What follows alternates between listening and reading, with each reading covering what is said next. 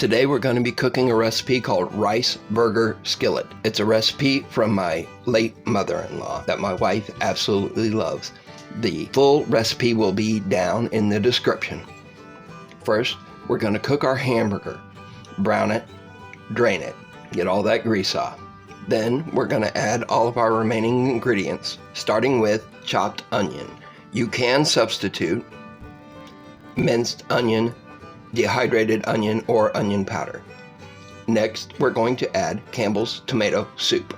Then we're going to add some beef broth. You can substitute chicken broth. Then the water.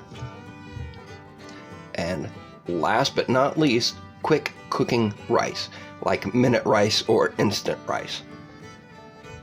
We're going to bring it up to a boil, cover, then cook on low heat for approximately 10 minutes or until rice is done and tender, stirring often. Then serve and eat.